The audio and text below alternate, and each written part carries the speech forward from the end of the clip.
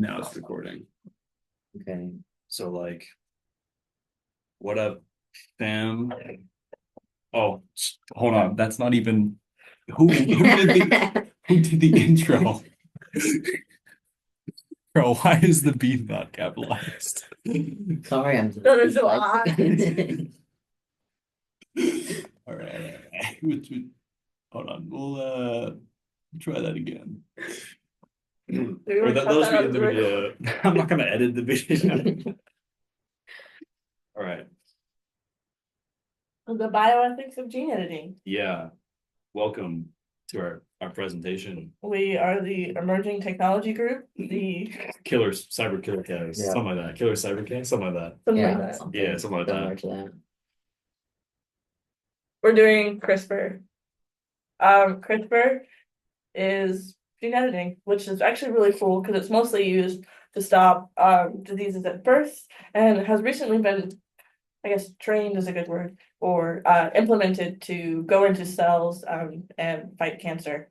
It's a really powerful tool that could really just permanently remove a lot of our genetic diseases. Facts. Yeah. Paloma isn't here. Yeah, she It dipped. never responded, so More on the loss, I guess. damn, be like that. Okay, next slide. What is CRISPR? Well, CRISPR is it is something that gets injected into your body. It's a bunch of micro, kind of not necessarily nanobots, but more goes in at the RNA level and uses something called the Cas9 enzyme, and it cuts parts of your RNA out so that when it's replicated and rebuilds the cell, the DNA takes on a new shape and then is justly replicated in all cells afterwards. So you can imagine it's most effective the younger someone is because they have less cells to completely rewrite. There are four main steps to CRISPR. They target the gene they're editing. The CRISPR like agents and enzymes themselves bind onto the target DNA, unwind it, then they cut the exact little section what they want with the Cas9 enzyme, and then they just prepare and edit it the way they want it. Sometimes, generally when they're doing it for fixing genetic issues or trying to remove genetic diseases, they don't replace it with anything. The body just naturally knows what should go there. And normally they can overwrite that in such a way that it is no longer causing the genetic issue, but also not fully altering the human body in any capacity that it can't already do to itself. Facts. So when is this all happening?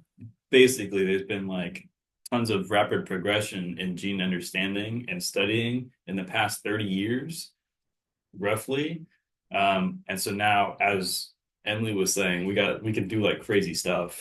A lot of stuff going on there. I don't really know most of what she was talking about, but it's all real in the articles and stuff like that. Anyways, we're currently continuing to research and practice or try to use it on unborn fetuses, which I guess is just what a fetus is normally, unborn. And I project by 2050, genetic alterations will be privatized for public and commercial use, possibly by yours truly.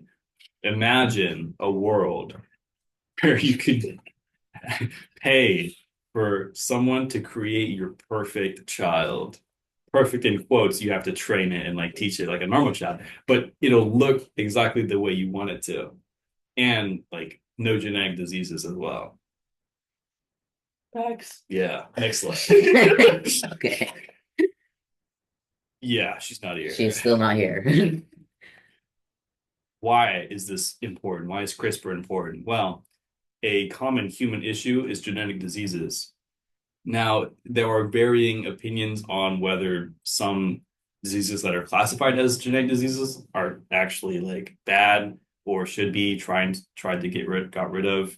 But overall, the purpose of CRISPR is to eliminate genetic diseases in the human race, which will increase our survivability and possibly like help us evolve, maybe. I don't know, it's been a while since we've evolved as a race, so that might be pretty cool.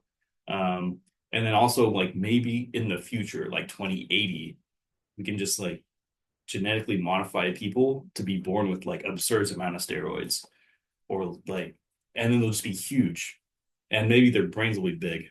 We can also remove genetic diseases, get rid of things impacting mostly blood and immuno disorders, things like Huntington's disease, cancer. It's a great way to cure cancer.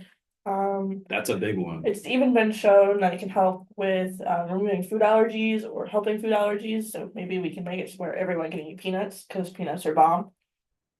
Yeah, peanuts are bomb.